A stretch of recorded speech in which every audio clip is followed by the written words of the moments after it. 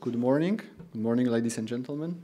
It's great to see you in person, and welcome to all those of you who are also joining us online. With this session, we are kicking off a block of an important discussion on providing access to research infrastructures in the international context, in the global context. As we have been discussing a lot already yesterday afternoon and today in the morning, there is a general understanding, which I think is a very correct one, that contemporary challenges, all kinds of challenges that we are facing as humanity, or many of those, have a global character. And we all share them across the globe in a very similar way.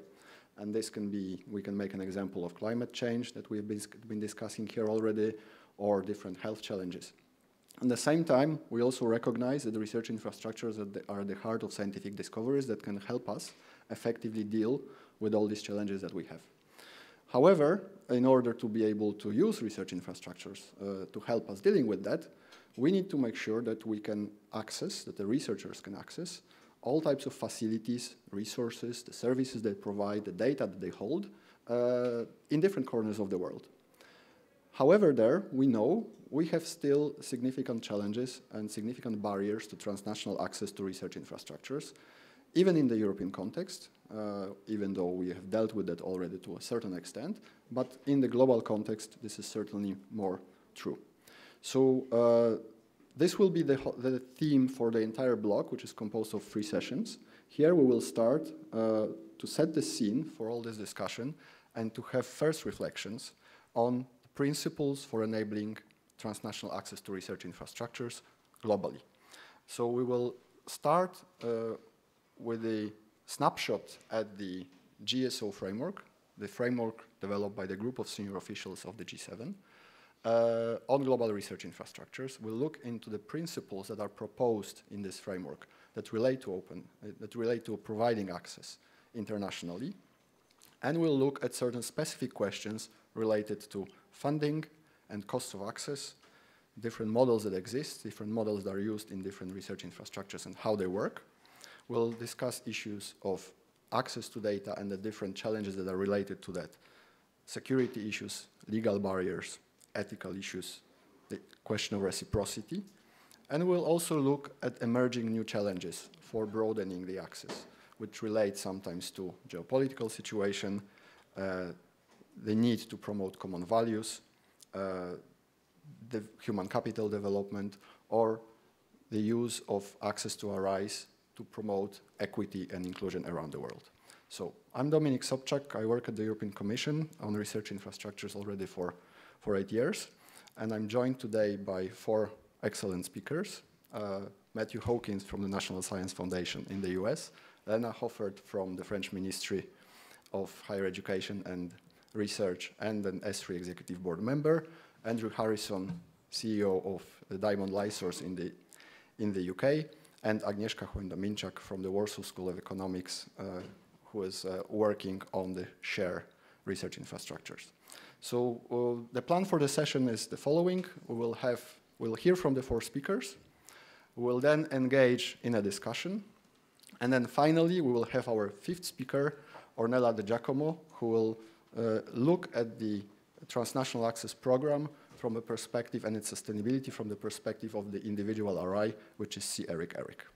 So without further ado, I will give the floor to those who know the most about that. Matthew, please join us here and share with us some insights on the GSO framework. Thank you. Well, hello, everybody, both to those here in the room with us in Brno and to those who are with us online. My name is Matthew Hawkins. As Dominik said, I am head of the Large Facilities Office at the National Science Foundation in the United States, but I'm also a member of the US delegation to the group of senior officials, which I'm going to talk a bit about today, as well as the framework criteria that are related to transnational access. So let's see, there we go. So first of all, I wanted to start off with, what is the GSO? We've had a couple of presentations today during ICRI mention what the GSO is, Group of Senior Officials. This text is taken directly from the current website. which is going to be revised in the near future. We've already had discussions around that, but it gives some great text on the starting point. And so what is the group of senior officials? Basically, it is a group of funders and policymakers from the G7 countries and a host of other countries. You can see the flags represented there. And it is a group of policymakers and funders that have a vested and deep interest in the global success of research infrastructures. That's really what the group is. And it gets together to deal with its primary tool, which is the framework criteria. We've heard a number of folks in other sessions talk about speaking a common language around global research infrastructures. And the framework allows us to actually do that, to put words on paper that countries around the world can basically look at, subscribe to, and hopefully move the enterprise forward. So even though it's 13 members at this point in the GSO, including the European Commission, who is the Secretariat, the reality is that the GSO represents all of you, and we work for all of you and the scientific endeavor, and as I said, the success of global research infrastructures. So that's really why the group is there. And I just wanted to give a brief update on what the current status is. It's been relatively inactive during the COVID-19 pandemic, primarily because of a couple of things. Obviously, travel has been greatly restricted. And also, most of the folks that are involved in the GSO were all mostly worried about keeping their facilities operational. So we were very focused on all of that. The third thing is that the mandate got a little bit fuzzy.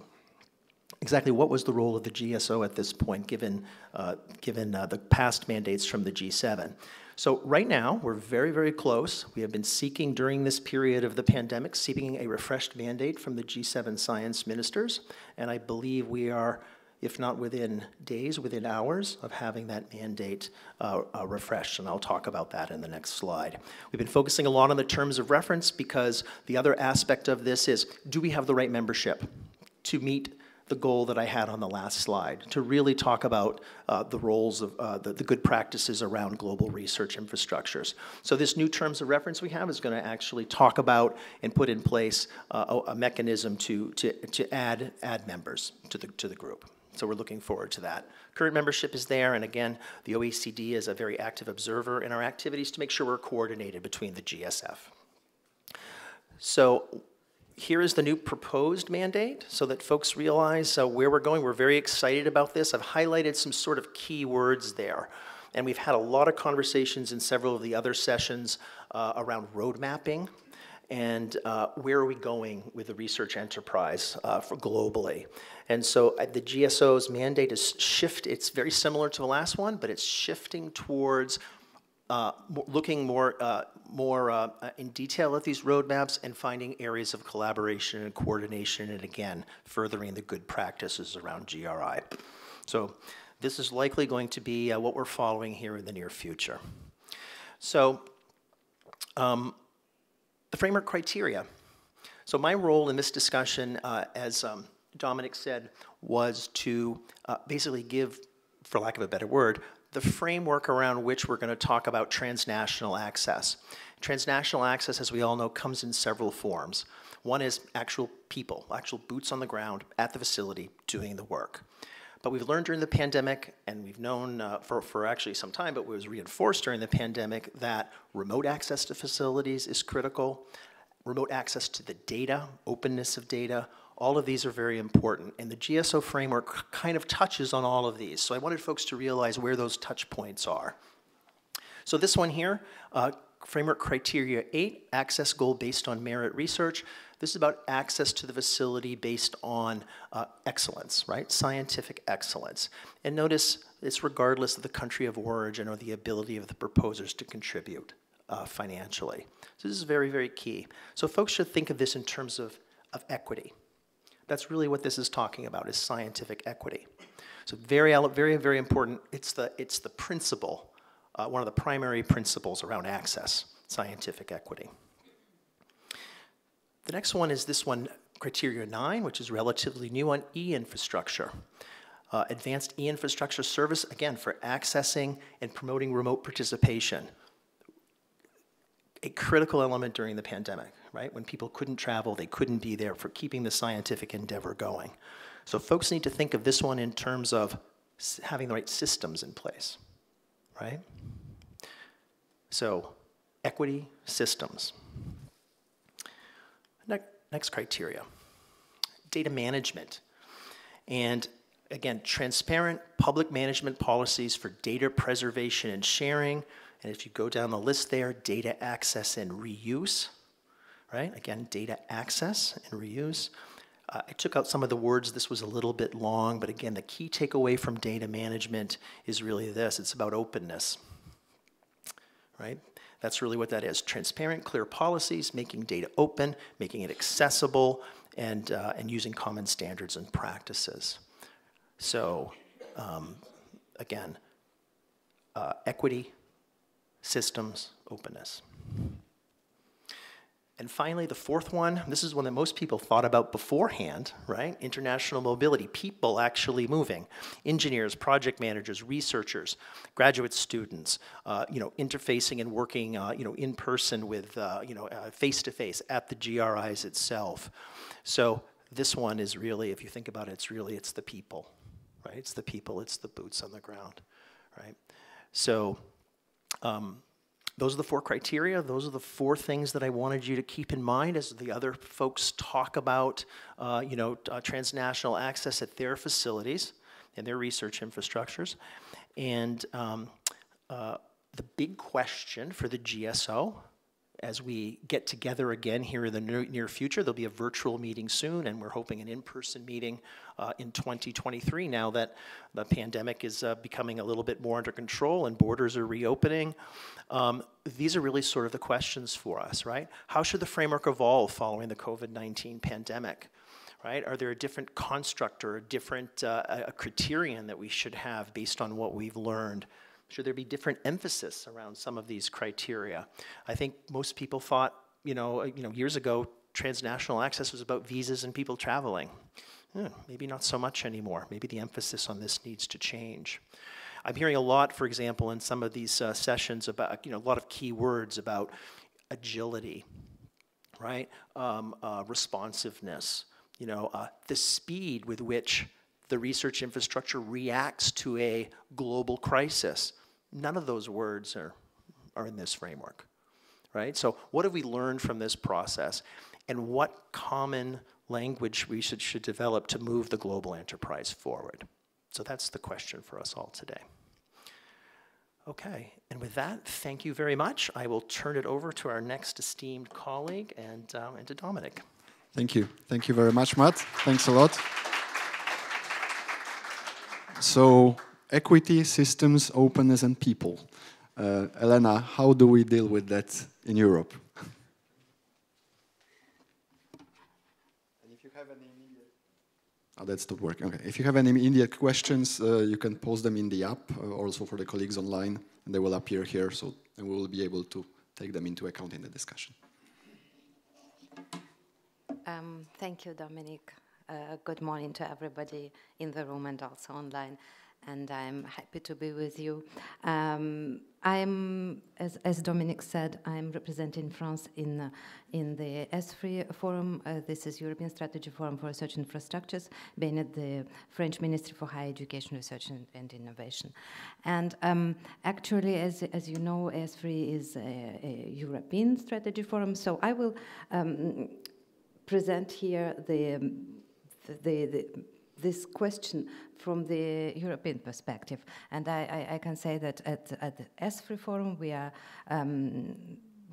paying a particular attention at this question of access, because we are supporting the multilateral initiatives of creating research infrastructures, but also the initiatives which promote the better use and optimization of use of research infrastructures. So access is really a very important point, and in particular this year we will concentrate on the update of access charter and so on. I will speak about it in my presentation actually. So this is Well, my slides are very dense, but at the same time, I think it's good to have like a trace then on the website, so you will remember what we were speaking about here.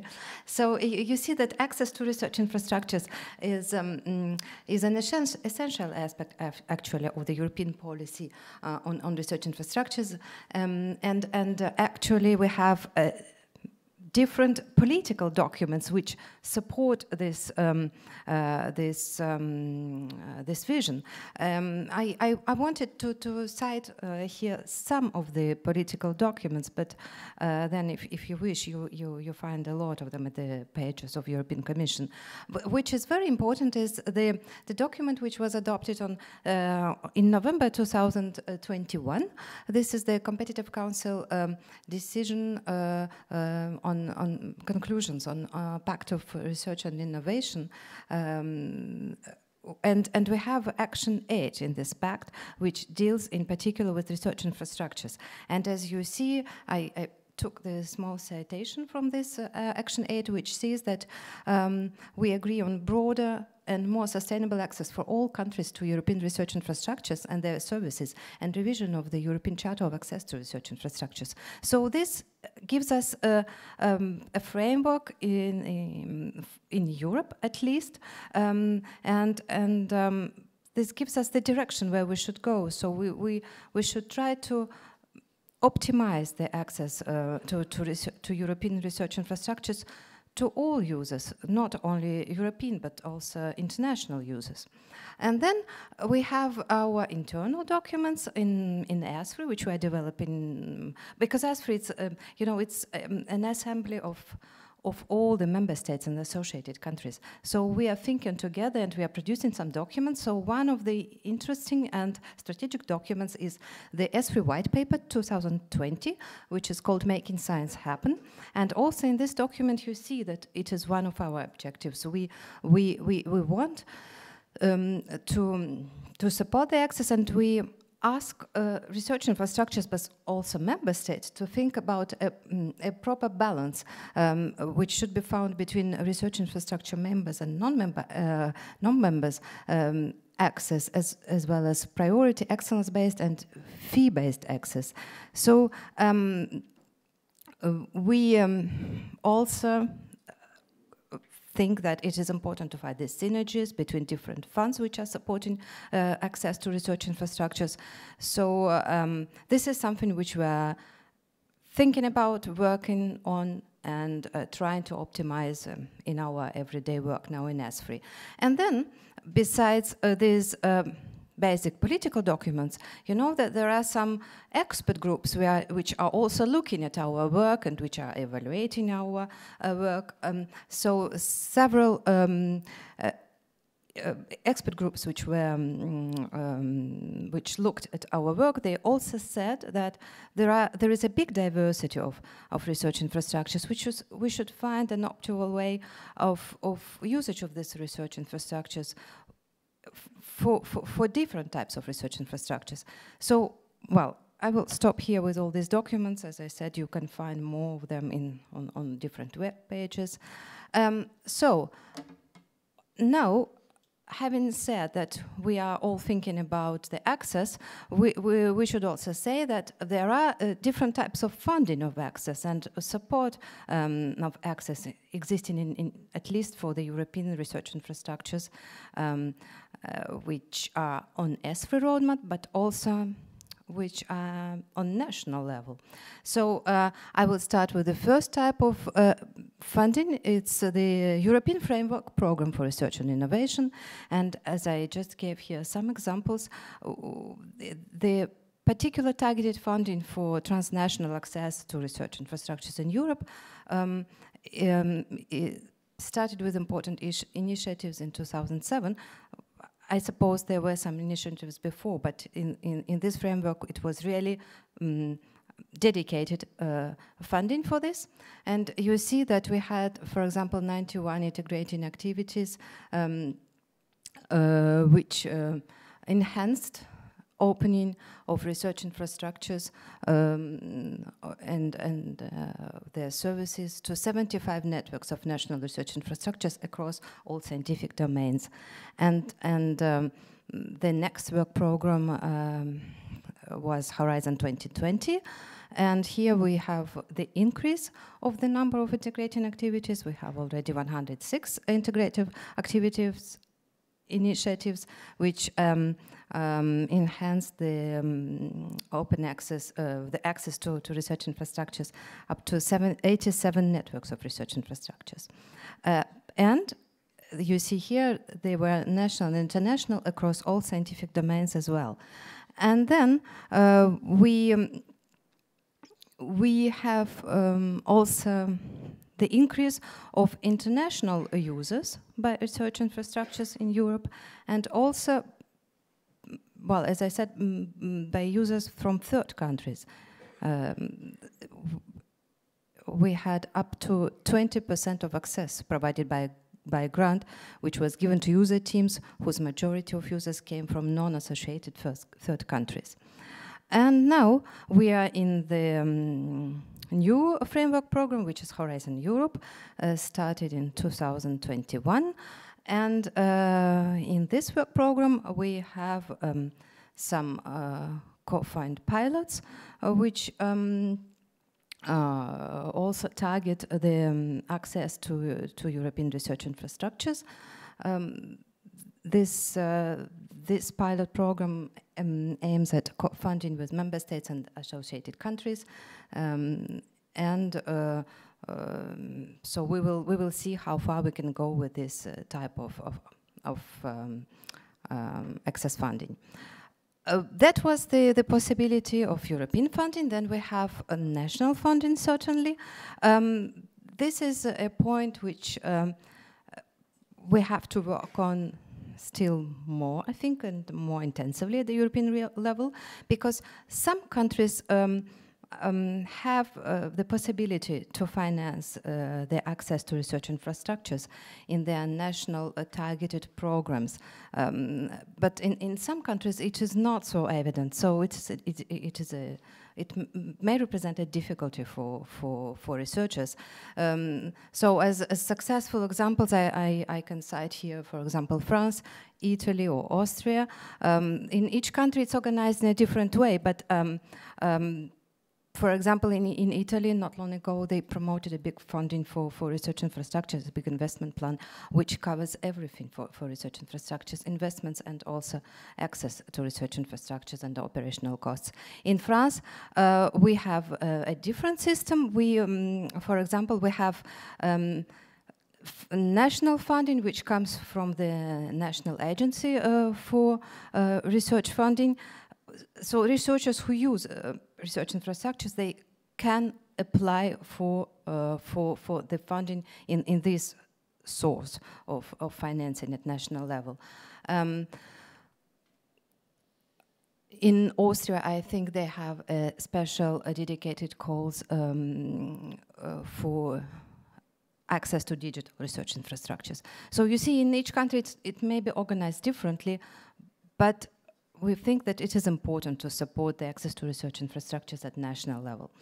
And then we have, there is also the third possibility to finance the access to research infrastructures via individual access programs at the level of each research infrastructure. Again, it is not the same possibility at all the research infrastructures, but we know that some of the research infrastructures can benefit from this possibility because they have already the budget for access to their research infrastructures, which is embedded into the organizational funding, national funding, I mean. And for example, we have ERICS. I think most of you know what it is. This is European Research Infrastructure Consortium. This is a particular legal form for research infrastructures, and for some of the ERICs, the access costs are already covered by national contributions to the ERICs. So, having said that, I come now to the bottlenecks, difficulties maybe.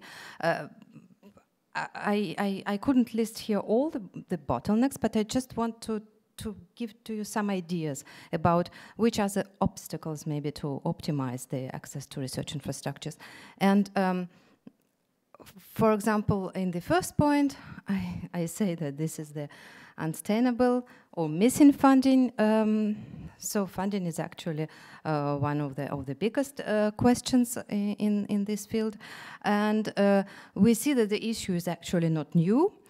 Already in the conclusions of the Competitive Council in 2018, we can find that the Competitive Council calls on the European countries, member states, to find the solution for a stable funding of the access to research infrastructures. Then we also can have legal barriers in access to research infrastructures. I think we spoke already about this issue yesterday, and even today I was in the digital group. We spoke about the open access, the access to data, which are the principles, which are the possibilities to aggregate multidisciplinary data, which are the common standards, how different disciplines can have access to different data. And I'm not speaking here about the, for example, personal data, about all these, RGPD questions, sensitive data. So we have a lot of legal questions which are not quite clear yet. And then another thing is the next paragraph is actually relating to the integrating activities I spoke about in the previous slide. Integrating activities, they address not only the research infrastructures which have already the legal status, but they also addressed different national research infrastructures or networks of research infrastructures which don't have legal basis, but they have capacities to to provide services to users. So they benefited from this targeted funding from the European level in the previous framework programs. And this is something which we also have to think about, because this is a big potential of research infrastructures at the national level or maybe at the regional level, which can provide unique services to research infrastructures, but which cannot directly benefit from funding today. And then we have also another obstacle. It's actually lack of information, because as it was mentioned in different expert reports, the multidisciplinary capabilities, services accessible to non-expert users are not enough visible.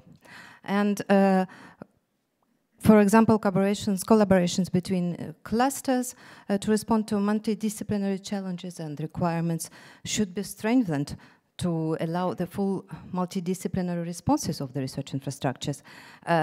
So we have to work on this question also at ESFRI level to better promote all the capacities of the existing research infrastructures. And now, well, here are just some ideas, maybe some ideas for the following discussion. These are not the answers to the questions, these are more questions, things which we have to do. So just to say that the continued national and EU support to transnational and virtual access, they have significantly contributed to enhanced access to the best research infrastructures needed by researchers in Europe and beyond. And we have still some challenges. As you can see here, I said the communication is still not optimal. Some notions are still not optimal. So I put here that we need some common understanding of access modes. We know there are some different types of access, which is not always clear for everybody. We don't always understand the same things under these access modes. So you have physical, remote, and virtual access modes, which are completely different. And we have to think about some specific dimensions, like technology, data, legal aspects, and so on. Then, following this first point, we have to think at the European level about the adapting of the European Charter for access to research infrastructures. We have to think about greening and digital transition. We speak a lot about it during this conference already. We have to link to industry and technology infrastructures. And then we shouldn't forget that transnational access mechanism is essential in allowing to use the unique services of the research infrastructure. So some solutions should be found to secure this access, to secure synergy between national and European funding. And well, we have also to think if we need some additional instruments maybe to support this action at the European level, so that not only European researchers but also international researchers could really benefit from these wonderful installations in Europe. Thank you.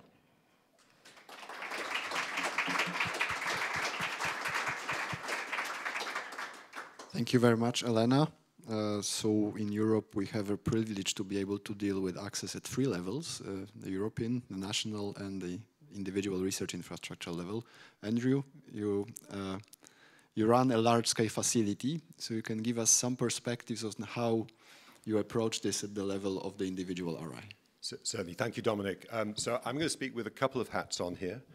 Yes, as someone who directs a large facility here, the Diamond Light Source, the UK synchrotron, but also as chair of ERF, an organisation that's open to all European facilities, mostly physical infrastructures that are themselves open internationally on the basis of excellence.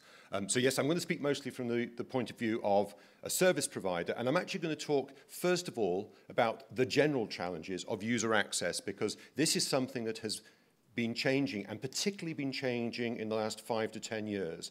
And I think if you're going to start to talk about transnational access challenges, you also ought to see it in the context of some of the impediments, some of the advantages to user access in general. So I just want to raise 1 or 2 points about how user access itself and user needs has changed, and changed in particular recently. So 40 years ago, most users of research infrastructures, and I'll focus this mostly on physical research infrastructures, perhaps specifically synchrotrons, but this is I think, generally applicable, were experts. They were physicists who'd done their PhDs at the facility. That was what their career was based on, and that's how they progressed. Over the years, what we have seen is a user base has become increasingly non-expert. And now I would say most of my users are people who really don't want to get into the details of the measurement. They want results. So one of the challenges is providing the right sort of access to users who are increasingly less expert. And that goes hand in hand with opening our facilities to a wider range of users. So we've gone from physicists and chemists to life sciences, and now we support engineers, we support people who work in cultural heritage, we support people who work in the social sciences. And there are advantages, but there are challenges with that. Access is becoming increasingly remote. The bottom right, sorry, it's not a fantastically clear graph, but essentially that demonstrates in the case of Diamond how the number of users has increased over the years as the doors were open to access. The red part of the bar is the remote access, the blue part of the bar is the traditional turn up on site and do your experiment hands-on, generally with local scientists.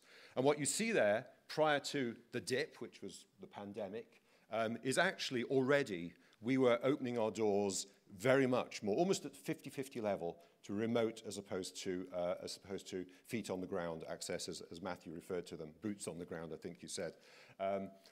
Actually, that was an advantage because when the pandemic struck, and this was the case with many synchrotrons, many physical science activities, they could continue what they were doing, providing really effective critical services at the center of the research on COVID-19 because they were already well set up for remote access and they're all increasingly automated. But what we have found, and there has been a lasting effect. So I now estimate that 60 to 70% of my users will continue to be remote access.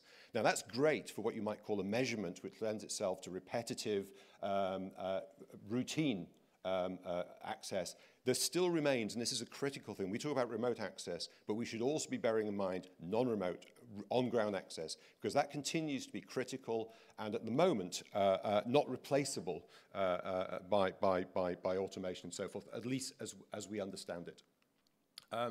What we're also finding is that teams have over the years become far more diverse. So it used to be the case that a user came and used us for a particular problem, and they went and published on that particular problem. Now, for a couple of decades in the life sciences, you do not get cutting-edge research published unless you can demonstrate that you've directed an arsenal of methods at it, and you look at increasingly complex problems by bringing together input from a range of research infrastructures. So we're finding that there's a driver here, a greater number of scientists from across disciplines, across techniques, and actually now increasing across disciplines. If we anticipate having to tackle societal problems, whose answers may not be simply found by a number of life scientists, but might have to bring together life scientists with engineers, with social scientists, and so forth. We need to make sure that our facilities are open to a diverse range of people. So on the bottom left, in the UK context, but I think the model is repeated elsewhere, the chord diagram represents the extent to which our users are funded by different research councils. M for medical, B at the bottom for bio, EP for engineering and physical, N for national environment, and a small number in our facility for social sciences and humanities. But the point is that our users are funded from multiple sources. They bring together scientists from quite different disciplines. And increasingly, we're also finding that those teams are getting more diverse internationally. So if you want to tackle the most challenging problems, you want to have access to the best groups, wherever they may come from. The middle diagram was going to be an illustration, a core diagram, of the extent to which across Europe, and this is something that's been coordinated by LEAPS, an organization that brings together all photon sources in Europe, the extent to which our users use multiple facilities to study problems. I've not put the hard data there because it's, in a sense, it's politically sensitive. But one of the lessons from this is those facilities whose access in terms of charges and the extent to which they're set up for international access, those that have the lowest barriers tend to have the most diverse, the most integrated user bases internationally. And there is a correlation that we have found between when you bring together a greater diversity of disciplines and a greater diversity of national or provenance of the laboratories from which those researchers come, you end up with stronger outputs, whether you score them in terms of bibliometrics. But actually, when you go back and look at the case studies, increasingly what we're seeing is the most complex problems are being solved by the most international excellence-based applicants. And then finally, and I'm sure Agnieszka will touch on this as well in greater detail, the data sets that are now being produced are far too big for individual universities or individual users to take them away on their own. You know, the days when we put our data on a floppy disk and then perhaps a hard drive and we took that data home, they're gone. Or they are going if they haven't gone already. In terms of synchrotrons, the data sets that are being provided, petabytes every few days, are beyond the capability of individual universities to really provide the effective means to process and store that data. So there is this increasing challenge of providing the wherewithal to process and store that data. And it comes with it, and I'll touch on this later, is who pays for that?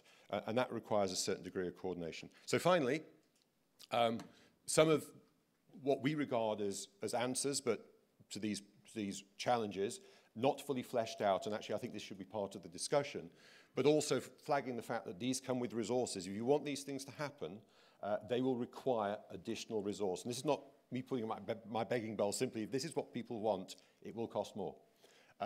So first of all, if we are to support less expert users, then we have to have resource to train, well, first of all, to outreach to those potential users who don't even know we exist. And secondly, once we've made contact, to train them. I'm sure we're going to have a bit of a debate about how you find that balance between excellence-based access and making sure that we are diverse, the equity word that you use, Matthew. And there you need input to actually bring people who have not used these facilities up to speed so that when their proposals go before a panel which is excellent-based, that panel recognizes what they're reading as excellent, as really excellent science. Remote access and automation requires the hardware, it requires the people. It isn't just the case that you replace people with robots. Those robots need maintenance, they need design, they need actually a lot of people around them. And we don't solve everything with remote access. There is still an awful lot of experiments as opposed to measurements that require specialized bespoke setups, require users generally to come and actually set those things up. Either that or you make sure that the scientists, the support people in the institution are much more, are in greater numbers and themselves have a diversity of experience. So if we are to continue to support on-site, boots-on-ground access, if you like, we're going to continue to have the means to support users to come, or you might have to make sure that your own scientists can provide that support. That diverse access, which I would argue is a strong advantage, means that not just data, but actually the methods. If you're going to make a measurement across different platforms, and Ornella for CERIC might touch on some aspects of this, you've got to make sure that the sample measurement itself is interoperable. You can move it from different instruments, and you don't have to completely rethink how you're going to put the sample in the beam. So the data and the methods have to be interoperable. And I would argue very strongly that we need to eliminate financial barriers to access. So I'm very fortunate. My funding agency actually puts into my budget money which supports TNA from anyone in the world. And one of the consequences of that, I actually have people coming from countries that have their own synchrotrons that bring excellent science to Diamond because their country doesn't actually fund their travel to their own synchrotron. Right? And I think that's just crazy, because for less than 1% of my budget, I can take advantage of scientific excellence across the world. And I think there needs to be a discussion about the advantage to a country to provide TNA out of its own funding. So, and I think there's a discussion and data to be presented on that. I think it's been great in the past when the Commission has catalyzed this access, where countries don't do it, and that has been absolutely crucial to open the doors to synchrotrons or other facilities to parts of, in our case, Europe that don't yet have access to it, and also to provide the training. It's not just, open the doors, it's free to come here, you've also got to provide the training. But I actually think personally that it works best if it's already embedded in the national facilities. And also to talk about the quid pro quo across countries of the provision of research infrastructures. And then finally, I'll touch briefly on data because I'm sure it's going to come later. For national and international access to our facilities, we have to make sure that that data complies with FAIR standards, it's interoperable, but we've also got to have a really serious debate about who ultimately is responsible for the data analysis and the hardware and the software for data analysis and storage, because ultimately these are going to become almost the most expensive things about running our facility, both in terms of money and certainly also in terms of energy. And at the moment, there is no common understanding, and I think we're an awful long way from getting there, about ultimately who is responsible for data analysis and storage. And it looks like the way the tide is flowing is that it'll be the facilities themselves in which will be embedded the wherewithal to process and store the data. But until it's actually understood that's the case, then there will be an awful lot of confusion about who pays for what, and I don't think we'll move on as quickly as we might. And I think I will stop there. Thank you.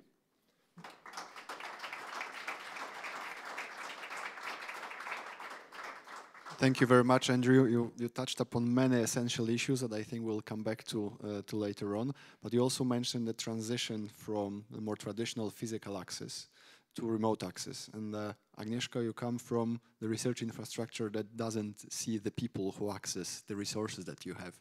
So I think that you can also share with us a lot of important challenges and experiences of this research infrastructure and others in the field with dealing with that kind of access.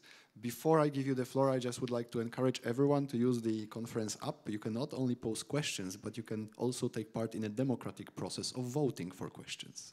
So please go ahead. Agnieszka, the floor is yours. Thank you very much. Indeed, it is a pleasure to be here and represent SHARE, which is the Survey on Health, Aging and Retirement in Europe, which is a social sciences infrastructure. So it is a specific infrastructure that indeed is relies on data. Shortly, what is SHARE? It is the largest pan-European social science panel study that provides internationally comparable longitudinal microdata, which allows insights in the field of public health and socioeconomic living conditions of European individuals who are 50 years or older. It is a long definition, but what it means exactly? It means that we collect information about people. We collect information currently for 28 European countries, and we have from 2004, when the first wave of SHARE was conducted, until today, more than 500,000 in-depth interviews with more than 140 people aged 50 and over. We currently cover 28 European countries plus Israel. Our study is similar to the ones that are conducted in the US and United Kingdom, so that means that we also are comparable. It didn't happen instantly. SHARE gradually grew, so the first round covered 8 countries, if I remember correctly, and then the latest ones covered 28, but the 28 countries was actually the extension in wave 7, thanks to the funding from the European Commission, which we're extremely grateful for, because that means that we are really covering all European countries. What it means exactly is that for us, a collection of data is something that requires an army of people, which means that there are people at the central level, and I will speak a little bit about it. We have country teams, and I'm also a country team leader for Poland. There are people that are responsible for overseeing the process of the data collection. We have also survey agencies that are responsible for data collection themselves. That includes coordinators, but also those people that go door to door to our respondents, asking many questions in an interview that lasts for quite a long time. It is about 2 hours to perform this interview. There are also tests. We have a grip strength. We have various types of tests that require in-person contact. So it is a large infrastructure in a way of people involved, in the way of data collection is conducted. That happens every 2 years, so our respondents are expecting the interviewers to come every 2 years. We also refresh our samples. That means we try to get new respondents so that we still have people 50 plus in our panel, which is not easy, and I will also talk a little bit about it. So basically it is a challenge on the scientific level, because we want to develop SHARE, we want to add new things and new items so that we meet the needs of our users that are indeed very interdisciplinary ones. So we try new things that sometimes work, sometimes don't work, but we still try new things. It's a lot of organizational challenges. If you imagine coordinating 28 countries with both country teams, researchers, and the survey agencies and the central level, so it is a tremendous effort. It is also a financial effort, because collecting the data for us is extremely expensive. It is the most expensive item, and it is not something that ends, because every 2 years we need to provide funding for the survey agencies to do the face-to-face interviews, which are the most expensive. But because of the kind of data we collect, we cannot really go to other types of, conducting our panel respondents, at least for some of the items that we provide. So basically, both at the national level, at the European level, there is a continuous seek for funding for the survey itself, but also for coordinating activities, for outreach, for adding new scientific elements. So the sources of funding are really huge, quite varied. There are certain principles of data sharing, and that was mentioned before. So we aim to share the data as soon as possible with the entire scientific community. So basically, as soon as we collect the data, right now, for example, we ended collection of the Wave 9, once it is cleared, once it is verified for the consistency and quality, it is put available to the public, so the release of the data is at the same time for every share users that can the data use. The data is provided free of charge on the basis of a release policy and gives a worldwide access to users that have to individually register. That means that at central level we have the register of the data, and everyone that would like to use the data, they have to send their application.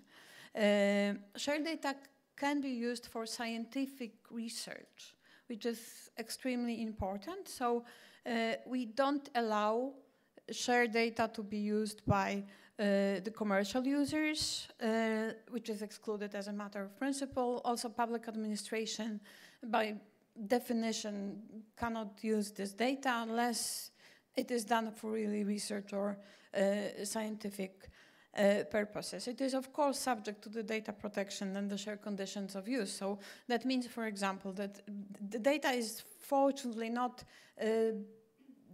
as big that it cannot be processed at the computers at our research institutions. It can.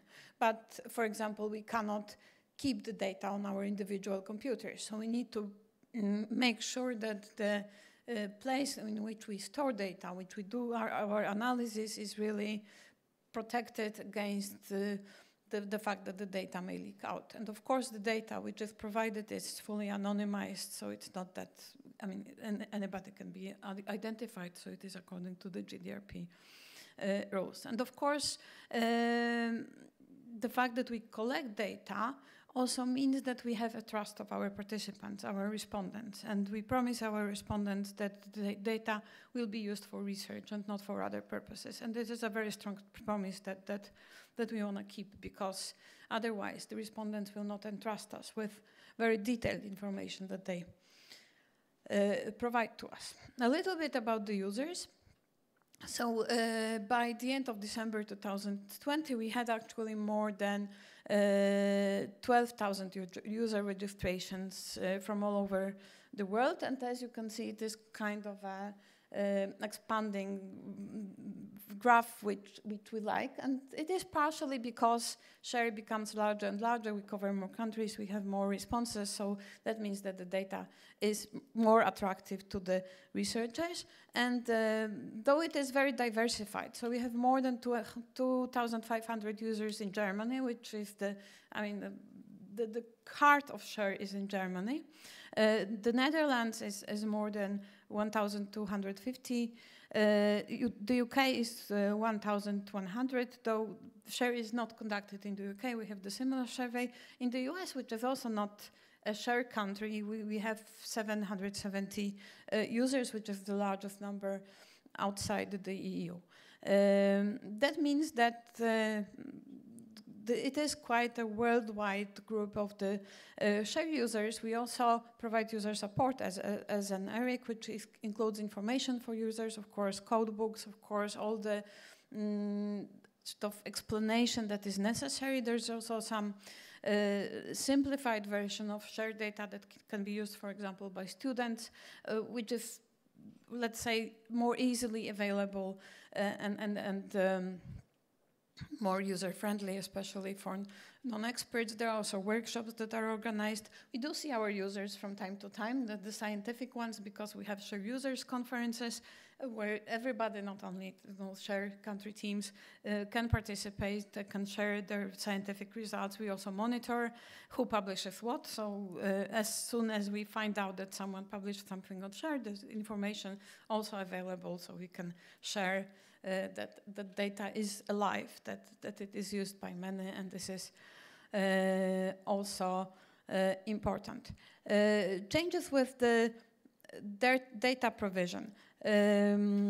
So we push for the achievements of the same standards in all participating countries. So there's a common legal, scientific, and data quality framework, which is used by all survey agencies that participate in share. So this is 28 survey agencies at the national level. That means that, for example, we, apart from the contracting, which is done centrally with the participation of the country teams, there's a training of trainers that happens so that we make sure that all survey agencies have the same quality of the interviewing that is being done. We publish documents related to compliance profiles and retention rates.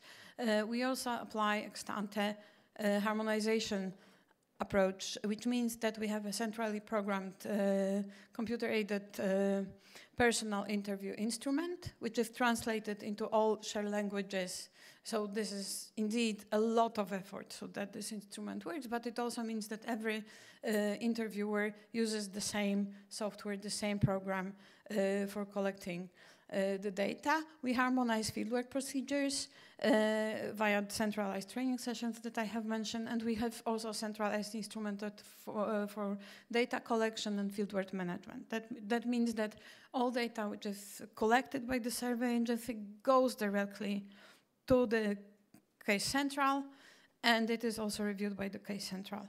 Country teams, of course, support this process, but we don't see the data for our countries directly. We see it through what is collected in the central. There are some challenges in the data provision or more data collection that make it difficult to extend the scientific content of the share depending on the countries. So, for example, one of the new things that were tested in share is the collection of blood spots and certain information that can be retrieved from the blood spots through the tests, which is important from the health perspective. But, for example, in Poland, the country I come from, an interviewer is not allowed to collect a single blood spot from the respondent. So it can be done only by a nurse. So that is a very strong problem because, I mean, we cannot really have nurses that come with all the interviewers to our 6,000 people that we interview in Poland. Similarly, if we do psychological tests, and we do that in share, in some of the countries, again, Poland as an example, we need psychologists to perform psychological tests. So that is another sort of obstacle for doing more interdisciplinary research in social sciences that is related to requirements that are set in the national legislation. Still, we try to do the innovations, which includes blood spots. The one that we conducted just prior to the COVID was accelerometers, so we could really see how our respondents move. They had a chip attached to their body that they moved with it for a period of 2 weeks, and all the data was collected and sent to and collected from those chips to the central database. So this is the new thing we've done. Currently, we look at the HCAP, so this is the items which are related to the fact of having diseases such as dementia affecting the, it is the personality traits that are involved. Another challenge, which is important given that, I mean, in general, it is very difficult to collect data from people, and more difficult after COVID. And as you can see here, we have a significant drop in response rates. And new respondents, particularly, are not very willing to allow interviewers to come into their houses and see them face-to-face. And we need face-to-face interviews. So this is a huge challenge. So we try to think also about how we can link our data with some facts that are available about people through administrative sources, such as Social Security records and other administrative registers. But again, it is not very easy, given of course, the GRDP and also national practices. So in some countries, within the same directive rules, this is possible. In others, it becomes really difficult and requires discussion with the administrative institutions and to those that hold those databases. But I think it is very important to think about how we can actually use those administrative sources together with the infrastructures that we have. And of course, COVID pandemic itself was a challenge for us, not only because, I mean, we had to stop the fieldwork, so actually our Wave 8 was stopped because of the pandemic. We were in the middle of the fieldwork when the pandemic started, but also the fact that for social scientists, the fact that we have a pandemic is a huge, let's say, social experiment that we need to dwell into. So instead of continuing the fieldwork face-to-face, which we couldn't do, we've basically very quickly adopted the questionnaire to have a telephone interview with our panel respondents to see what happens then, what are their experiences related, the exposure to COVID, how their social networks reacted, what happened to their jobs, what happened with their IT contacts, which were important. So what happened to their health, not only from the perspective of COVID exposure, but also visits to doctors and other things that might have happened. So we did it twice. We did it in 2020, right after the COVID was started in summer of 2020, and we repeated the telephone interview in 2021. So there's a wealth of data on what happened to our respondents, but behind that is a tremendous and huge effort of the entire shared family to have this interview prepared and to have this interview conducted and data released. So we try to be agile, but with such infrastructure, it is also not very easy. And I think that was all that I wanted to say. Thank you very much, Agnieszka. So we heard now from a research infrastructure where actually access is not an issue, because once everything is ready, you can access it for free from all over in the world. But the challenges come before. Please join me, all four of you, and we have some 20 minutes for a round of discussions. We have also some questions from the colleagues, either in the room or online. Some of them I know that they are in the room. I will maybe start with one question from the audience. That is directly, no, let me move. That's okay. All right, which is for you, Matt, actually. So, and it concerns GSO, the GSO.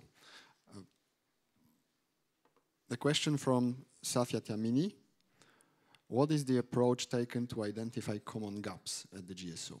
So I will rephrase it maybe a little bit. Do you have some mechanism to identify common gaps? Do you discuss it at GSO? And if you do, then how do you do that? Yeah, a very, very good question. I think what's happening as the GSO evolves is that's exactly where we're going with the new mandate. I'm glad that you picked up on that detail, because I think in the past the GSO has focused on the framework, right, getting those practices and principles in place. But as we think about the mandate going forward, we think about new members, right, and we think about all the road mapping and the planning that is going on among countries, not only that are members of the GSO, but actually worldwide and globally. That's actually the thing that we likely need to talk about next, is how do we, as a group, look at these roadmaps and identify those gaps and then potentially make recommendations. And so it's a great question. I don't have a firm answer, but we're hoping that is actually the next thing that we begin talking about both virtually and in 2023, because that is the question, right, around these global infrastructures. So thanks. Thank you, Matt. Well, it is actually also a question around the European infrastructures. We we'll want to embark on the same exercise, looking at how we can identify the gaps and how we can effectively fill them in. Thanks a lot. Now, we'll go back to I would like to go back a bit to the issue of funding. We heard from most of the speakers that funding is still an issue in many ways. At the EU level, we try to experiment with different ways in which we can fund access. We have some experience with that. We are trying to experiment further and look for more sustainable solutions. But here I would like to turn to you, Matt, because this is one of the things you maybe didn't touch upon so much. At the level of the GSO, is funding discussed for access at all in the context of global research infrastructures? And also maybe if you have some experiences from the US, in terms of funding for access, especially for international users? You could share that with us, it would be great. Right, and so it's important to realize the GSO is a deliberative, collaborative sort of body. There's no funding held centrally by the GSO, right? But the folks that are representatives from the different countries, a lot of them are funders, right? They're closely connected with the agencies or the ministries that actually hold the money. And we know how all of our systems work back in our home countries. And so I think everybody realizes it's probably going to be impossible to harmonize everything across the world, right? We're always going to have differences. But the important thing is that the folks that are on these various groups understand how the machinery works back home, right? And so we can take those dialogues, take those practices, the things we learn from others, the gaps, for example, that are identified, we can bring those back, and then potentially, when it's recognized that there's an advantage to the global enterprise, potentially pull the levers within our own organizations to move funding appropriately to actually make things happen. So I think it's recognized by everybody on the GSO that we as a body hold no resources, right? But it's the connections with the resources that we have within our own countries and our own organizations that actually can potentially be brought to bear. So it's a big topic. I loved Andrew's comment or his example about a good practice about holding the funding at the infrastructure to facilitate international access. All of our facilities in the US have different models. We rely on our infrastructures to actually propose to the foundation. That method would not be prohibited under the National Science Foundation. If, for example, a good practice got into the GSO framework around that, it could be pointed to and say, hey, this is something we should actually be doing within the construct of NSF-funded researchers, and it could move that practice forward. So just, Andrew, bringing it forward and talking about it, could potentially have changed long term. Okay, thank you, Matt. Yes, Andrew, go ahead. And if I could add to that, so that model I think works really well where the research infrastructure has a good scope of the potential audience, if you like, the people who might come to it. I think there's a challenge beyond that is if you want to get research infrastructures to work together on wider, perhaps societal challenges, how do you connect those sorts of initiatives? And to what extent could you imagine putting some central sort of funding to encourage research infrastructure, well, communities to engage with, because at the end of the day, it's generally people in universities, in industry, in institutes who do the research. But how do you stimulate people now to come to collections of research infrastructures across disciplines? And I think that is the next challenge, actually. Yes, thank you, Andrew. Indeed, we do this under Horizon Europe with the European research infrastructures, and of course this is open also for the participation of any other research infrastructure in the world, but we are not going to necessarily fund access then to those infrastructures that are in other countries. So this is, how to pool these resources to make this access more seamless. I think it's an important question. Agnieszka, Elena, do you have any other comments maybe on what kind of funding models could stimulate transnational access, apart from giving all the responsibility to RIs to foot the bill? As I have mentioned in the share, it is more the issue of how we can maintain the fact that the data is up to date. So we really maintain our collection every 2 years, and this is a huge struggle. So I think that one of the challenges is to make the decision makers, those who are responsible for national budgets, to actually realize that social infrastructures are important, and collecting data about people helps to inform decision making and policy making. We recently, we do struggle with national funding for European-wide panel surveys in Poland, not only SHARE but also Generations and Gender survey that we plan to launch quite soon. And I remember a discussion with the people from the Ministry of Science and Education when we said that, if we think about ensuring financing of collection for waves for both share and GGP, that would be around, I don't remember, I think it was 20 million zloty altogether.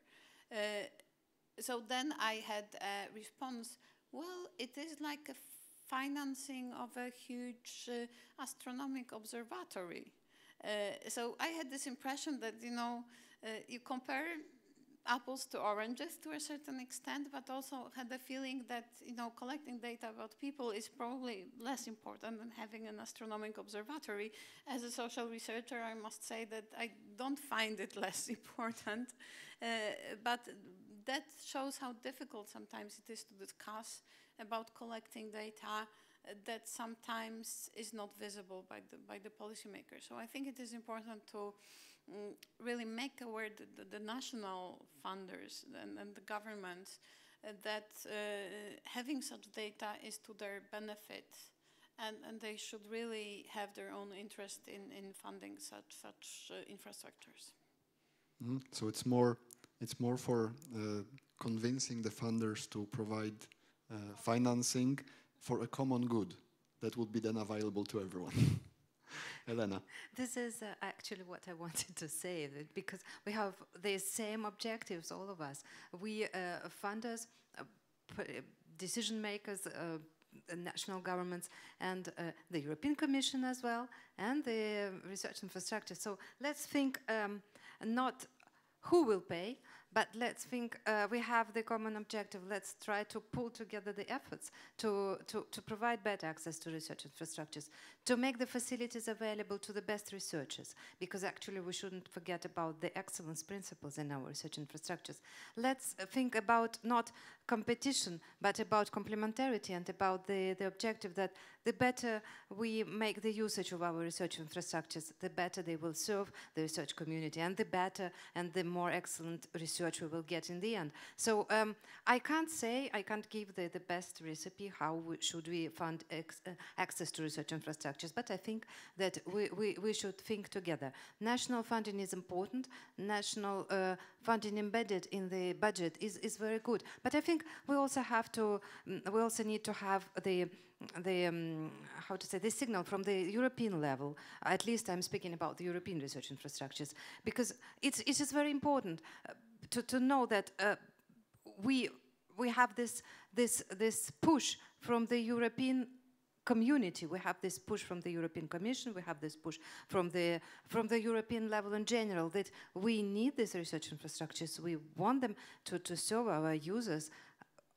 I mean, users in general, not only Europeans, not only the people who are staying in these countries, which are hosting the research infrastructures. Because well, as we discussed it actually in this week, we all have even global challenges. So let's try to be more efficient and to face these global challenges. Thank you, Elena. We have a related question actually from Andy, and Andy, I think I saw you in the room, but for the sake of maybe the time, I will just read it out and make a connection, if you don't mind. Thanks. So the question from Andy, how can funding agencies account for the value of providing access to foreign scientists? So this relates, Andrew, to what you said about this 1% that is actually allowing you to tap on the knowledge that is around the world. Yeah, and that takes us to the whole question about how do you assess the value of the research we support, and that's, you know, whole. I don't really want to go there particularly, but you know, we use proxies, quality of publications, we use case studies and so forth, and certainly what we're finding is the more international, the more diverse the teams, because at the end of the day, if you cast the net as wide as possible and make your RI open to excellence from wherever it comes, what we have found is that whether you measure it in the impact of the publications or the nature of the case studies you report after, there is a correlation between the two. And I think you then have to take that argument to your government, that in opening your gates wide, your RI and your country as a whole is the host for some of the best science in the world. But I think we should look beyond the nations. I would hope that, take Europe as an example, we can also recognize, and it comes sort of back to one of your points, Elena, that you should regard RIs as a microclimate, actually. Across Europe, for example, you have a cluster of research infrastructures which have their own individual strengths, they have their own specialities. And I think anything that can facilitate researchers going to wherever the RI is most effective for supporting their research, within Europe or globally, ultimately has to lead to better scientific results, rather than each country funding things that are very similar. So I think ultimately where we should be trying to go to this is, first of all, persuading that it's in the national interest to do this, but beyond that, that cooperation between nations ultimately leads us to stronger solutions to global challenges. Okay, thanks, Andrew. I will turn this question around a little bit as well. Now, Agnieszka, you said that you provide data basically to the global community, but I'm familiar with the financial model of SHARE, and it's not the simplest one in the world, if you look into the details. So I would like to pose a question actually to you, but also to Elena and Matthew. To you, when you interact with the funding agencies, is this a factor that they take into account, that you provide something which is actually a common good for the global community? And then to the representatives of the funders, when you see funding applications, is this something that you take into account at all when you review the proposals for funding, etc.? Very quickly, not too long, but just very quickly, if you could refer to that. Agnieszka. Well, I mean, for the past couple of ways, we are financed from the European Social Fund. So in a way, it is also for the European value that we have the money. And I think it was important in the discussion how we try to argue when we talk to the potential funders and to the government agencies is that it is important to have data that is comparable. Again, in the case of SHARE, it is more the data collection than providing data to the international community. And the fact that we have a comparable data, it means that when using this data, for example, to shape national policies in the fields of aging, or pensions, health care, long-term care, labor market, our policymakers frequently ask questions how it is done in the other countries, what are the effects that we have in other countries. So having a comparable data set, which is also very strongly keeping the scientific rigor, is important, because then we can say that we can provide a comparative analysis which is indeed of value. That means that we compare people with the same kind of instrument and set. And I think it is a very strong argument, because the governments like to compare with each other, or like to compare policies with each other. So it is important, though sometimes, of course, we have this response that, it doesn't really tackle our individual needs. There's a way in SHARE to do that. There's an additional drop-off questionnaire which is designed by country teams. So it is sort of a way to meet the needs of individual countries and requirements.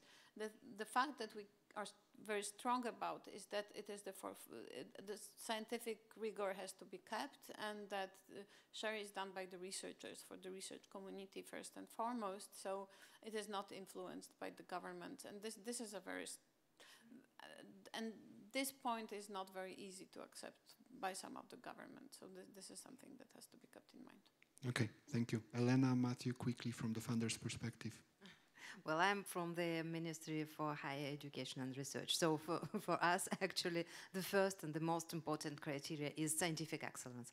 So this is something which we need. This is something which we support, because we say, if it's not our ministry, who else will support that? So this is the most important. Certainly then the other relevant inputs and impacts are also very important. And it's always welcome. Again, I say our objective is also to make the best use of our research infrastructures. We invest in them, and we want our scientists to make the best science, and also to have the best results from this science. Thank you, Matt. Dominic, you must have been reading my mind, because just in the session next door before this one, there was a lot of talk about data being provided to the community from the GRI that were under discussion. I was asking myself, I wonder how that's working, if the community that's getting the data is actually finding it useful and can process it and understand it.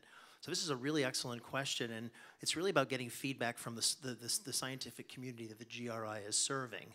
And so the way we do it at the National Science Foundation is we do periodic external panel reviews of our major facilities, and we have experts come in, and the charge to those panels usually includes a question about is the facility providing the scientific, the data, the products, the information to the community, into their community, in the way that is meeting their needs. And so we do this absolutely routinely, and that feedback loop from the scientific community is essential in getting the data products to be delivered properly. And changes have been made as a result of these reviews. So the funders in the US definitely pay attention to this question.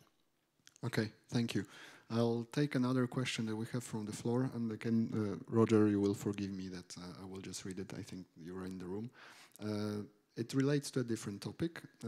Open access to research publications is based on the idea that governments pay for research, and science conducted at research infrastructures benefit doubly from government funding. So do RIs have a special role in ensuring open access to published research results from their facilities? How do you see that? Facility first.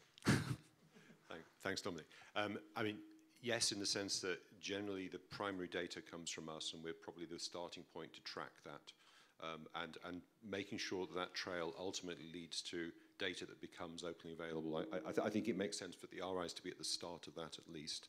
There's a separate discussion about who pays for it, because at the moment people seem to be tossing the ball around. And I'd also just make the point here that the prime example, I think, of the power of making our data openly available as soon as possible is what happened in COVID. By making all of the information instantly available, the global response was not hindered in any way. And it also meant, among other things, the general public could access what was being made. So there was, you know, in an environment where there was a lack of trust, a lack of information, I think it was one of the influences that helped at least keep things on track. So I always keep in mind COVID-19 as the example of the real value of keeping everything as open as possible. But who pays for it, I think, is still to be resolved. Thank you, Andrew. Maybe I will turn to Agnieszka just for tracking of the publications. SHARE has a relatively sophisticated system of tracking publications that succeeds in gathering a lot of information. Do you pay attention to the fact whether these publications are in open access? Yes, of course, we do pay attention, and we, of course, encourage open access, though who pays for that, and sometimes who cannot pay for that is important. Of course, if we do our research also funded from, for example, the Commission or the national sources, very frequently the open access is already a requirement. So that means that most of the publications are becoming open access, especially in the past few years. But we, of course, cannot require that from the perspective of the infrastructure. If I could just add, and I've got in the audience the person who's actually responsible for this at Diamond, I think we still pay for open access of all the publications that come from data at Diamond. It's a slightly scary prospect about where this is going to leave when you've got, you've got 1,000 papers a year coming out. But at the end of the day, it comes back to we've got to have a grown-up discussion about who pays for it. But at the moment, we pay for it. Mm-hmm. Okay. And the funders, ministries, how do you see that?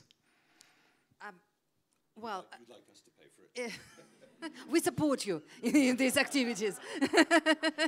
We really support you know to which extent in France that we published a national plan for open science, and we have also already the second edition of this national plan. So we really support this movement.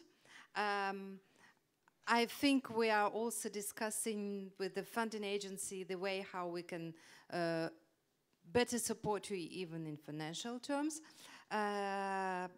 So as all plans and discussions, it takes some time. But, well, I would say it's a very good initiative. Thank you. Matt, do you have anything to add to that? No. Well, at the EU level, we are actually, as part of EU grants, we are happy to pay for open access publications as an eligible cost of the EU grant. So we are trying to promote it. Now, we have plenty of excellent questions here, and I have a few also on my list, but we are running slowly out of time. So let's keep them maybe for the future. Let's give a big round of applause to our 4 speakers here.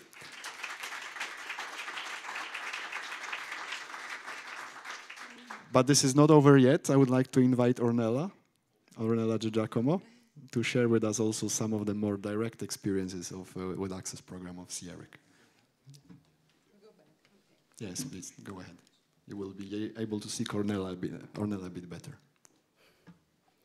Thank you very much for inviting us to share our experience. Now, CRIC, it's a multidisciplinary research infrastructure. We are a physics and engineering cluster research infrastructure and distributed. Currently, we offer access to infrastructures in 10 different countries in Europe currently. We were set up in 2014. We were one of the first ERICs to be set up. So in our case, the members are the countries, and each country chooses one research infrastructure in the country that is complementary. So we are a network of complementary research infrastructure that can address very complex problems in materials in general. So they can be applied to anything from biology, from medicine, to energy, whatever you can imagine for that. You see that our members are mostly in Central Eastern Europe, and there were 6 founding members, and 2 countries joined later. And the facilities that take part in the ERIC are proposed by the countries, but are actually evaluated by an international scientific and technical advisory committee, so it's not just the country can propose and that's it. There is a quality evaluation, and there are many requirements these facilities need to meet, and we also assess them periodically. It was mentioned in the panel before. It is very important that we assess these facilities every 3 or 4 years to understand that they are offering access as we want to offer it. We offer access for free. It's completely open, and actually some of our facilities have very strong and long-lasting collaborations with Japan, with the United States, with Australia, and they are very happy that we also provide support for travels, because this makes life easier. It seems trivial, but if you think on the cost, and we mentioned this, the cost of running these infrastructures compared to the travel is negligible. However, it may be a barrier. So for us, bridging that makes it possible to bring the best users to our infrastructure, the best researchers from all over the world. Now, how is this possible? And we need to be sustainable in the long term, and the only way to do that is for the model to make sense. So how is it that this model makes sense? It's not us providing access for free to them. That wouldn't make sense. We are exchanging values. We are not providing something and not getting anything in exchange. An important thing is to understand what that exchange is. We were called to simplify and harmonize access as a way to also improve the sustainability of infrastructures. And this is what we try to do. We put together all these different infrastructures with a completely different logic in different countries, and we create this overlay of user support. It's all, we want to improve the user experience, and they have one single interface to access all these facilities. So for them, it's the same to apply to any of these facilities in any of the countries. The process is always the same, and they can actually ask for access in many of these at the same time. So we are all focused on making their lives easier and making the best and most productive use of these infrastructures. So the way to ensure that these infrastructures are used in the best possible way so that we make the better use of the time that is very expensive, running these infrastructures is expensive, is to have open access based on quality and merit, and not to put any kind of other barriers to the access. This is the model. And just to keep in mind, the cost of travels our annual cost of travels for bringing these users from anywhere around the world is comparable to 1 week to 10 days of operation of these facilities.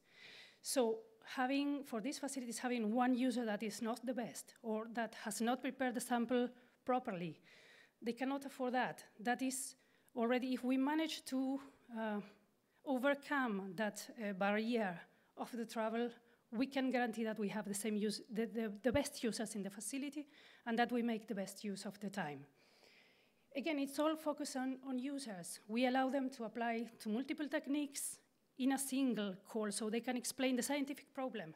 It doesn't need to be always the most innovative problem in all the techniques they require, but we understand that there is a scientific problem behind that can be a top experiment in 2 of these, not in the 3rd, but it needs to be provided access because they need a complete characterization of all the situation. We also ask them at the end of their experience, what went wrong, what did you like, what can improve? Are there some instruments that you would have, you need probably for your research that we could add and make your experience better the next time you come? We ask them for 1 single proposal and 1 single report, so even if they use 5 instruments, they don't need to go through all the bureaucracy of accessing 5 different infrastructures with all their procedures and all their times. We also try to optimize the use of these infrastructures. Andrew mentioned we are trying to make also the sample holders interoperable in a way that we can move them from the neutron to the synchrotron and ion beams probably, so we can use the same sample holder, the same sample, and make complementary measurements. And this makes everyone's life easier, and it's possible because we can coordinate the efforts between these facilities. The other important thing that we can provide as an ERIC, especially, and as an infrastructure that is coordinated at the European level, are the European standards and guidelines. Some of these facilities are small. They cannot comply with all the guidelines. They cannot have fair data in 3 years. They simply cannot. They don't have the people, they don't have the resources for this. So we provide that as the ERIC for all the time that these infrastructures provide to us. We make sure that the data generated is fair and that it will be then made available openly. We have an open and fair data policy. Some of them don't. So this is also a progress. And of course, they can very easily replicate locally what we develop as the European research infrastructure. Now, again, to have a sustainable approach, what we have is commitment by the members. So we have stable funding to support this transnational open and free access. And we understand that sometimes it's not easy for all countries to join an ERIC, and it's not a fast process. But we need to react fast to societal challenges. So, for example, in the case of energy, we said, okay, probably there are some infrastructures that we would need immediately, but we cannot go through all the process of them joining as a member of the ERIC and then joining the ERIC. So what we have is also a lighter way of collaboration, which we called associated facilities. And these are our associated facilities at the moment, sorry. We have one beamline at the ESRF facility, the European Synchrotron Radiation Facility.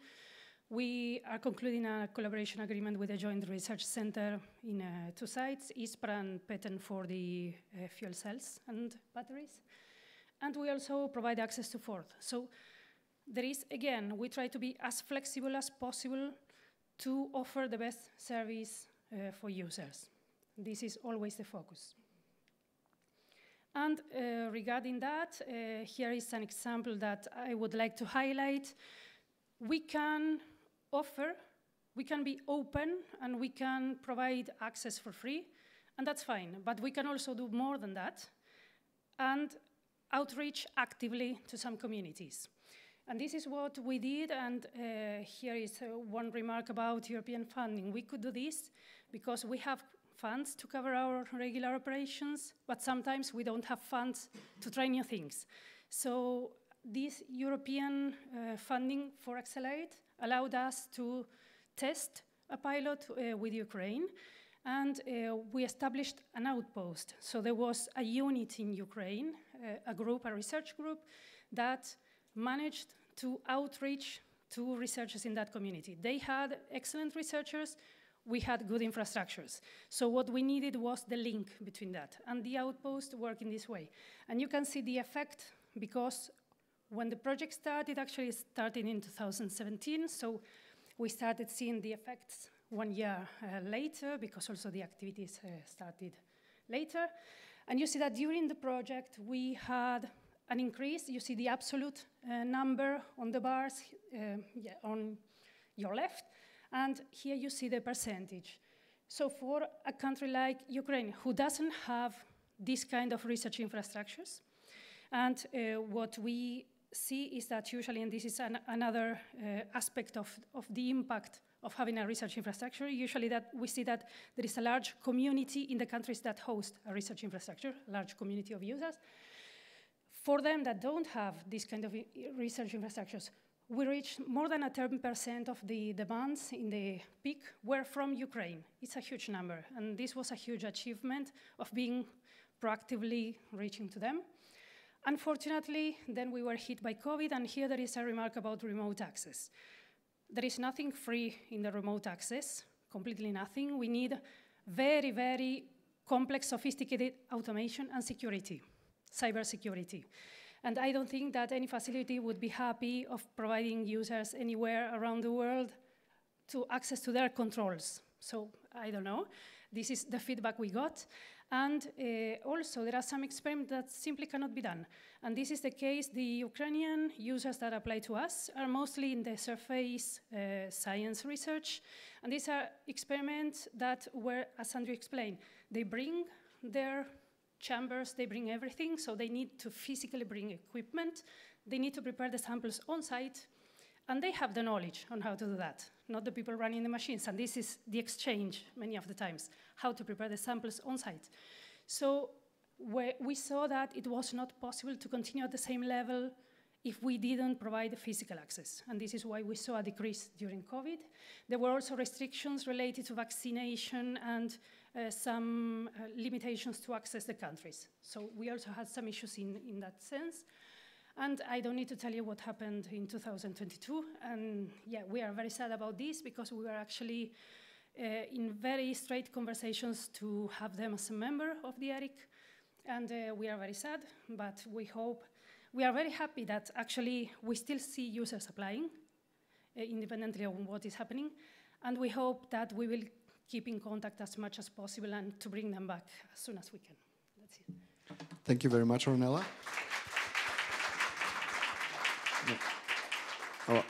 I hope you will forgive me that I will eat into your lunch break for another 2 minutes.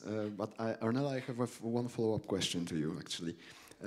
Expanding the user base at GRIs also serves increasing diversity and equity and inclusion of the researchers that may be a bit less fortunate or be in the regions where there are no research infrastructures that they could locally access. Do you see any tension between excellence and inclusion? Or how do you approach the broadening of the user base? And you made a good example of Ukraine, more broadly at ICRI, to promote inclusiveness of access. Yeah, we didn't see this in the case of Ukraine because they are really excellent. There is this community, very advanced community in surface science, but we saw it for other countries. This project was also about outreach to the Balkans and some Eastern countries.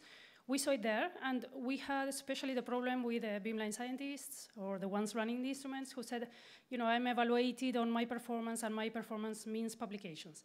These people don't know how to do the experiments, so we need to explain everything. We need to help them write the proposals. We need to analyze data for them, because they don't know how to do that, and it's very complex. And the time from the experiment to publication is longer. So yeah, actually there is this tension. We could do that during the project, and we convinced them to have a try, and after some time, of course, these users, everybody's new on something, and then they become acquainted to the facility, and it will be each time easier. But we saw that tension, and this is why it's important that it is promoted somehow, either as an objective of the facility or as a program that has a reward for that. So there is the objective to outreach and to bring these researchers closer to the research infrastructures, and that is recognized as an achievement, not only the scientific achievement. Okay, great. Thank you very much, Ornella. Well, we have still quite a few excellent questions here. We have 2 more sessions that will address access, so I invite you to keep those in mind. There are a couple of questions to me. Well, I was not a panelist here, so I didn't take any questions, but I'm around until tomorrow, happy to liaise bilaterally. Thanks a lot for your active participation. I hope you enjoyed this session at least as much as I did, and have a good lunch and see you later.